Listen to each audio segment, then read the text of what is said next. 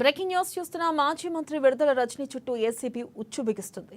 పల్నాడు జిల్లా ఎడ్లపాడులోని Shri Lakshmi Balaji stone crusher యజమానులను బెదిరించి 2.20 కోట్లు అక్రమంగా వసూలు చేశారన్న ఆరోపణలతో రజనీ ఐపీఎస్ జాఖ్వాపై కేసు నమోదుకు రంగం సిద్ధమైంది.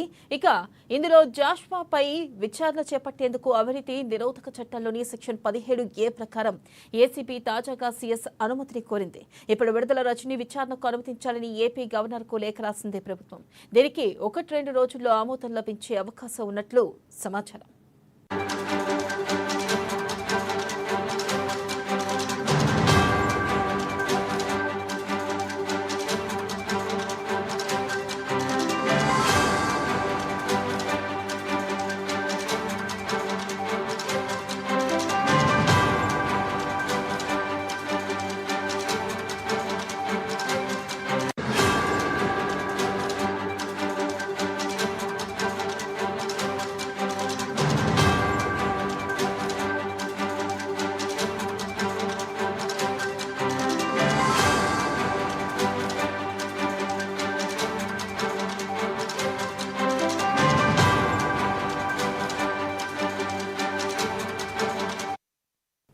బ్రేకింగ్ న్యూస్ చూస్తున్న మాజీ మంత్రి విడుదల రజనీ చుట్టూ ఏసీబీ ఉచ్చు బిగిస్తుంది.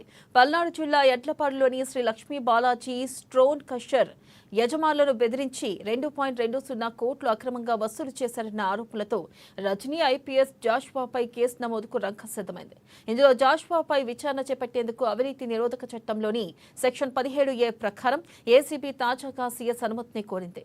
ఇప్పుడు విడుదల రజనీ విచారణకు అనుమతించాలని ఏపీ గవర్నర్కు లేఖ రాసింది ప్రభుత్వం. దీనికి 1-2 రోజుల్లో ఆమోదం లభించే అవకాశం ఉన్నట్లు సమాచారం.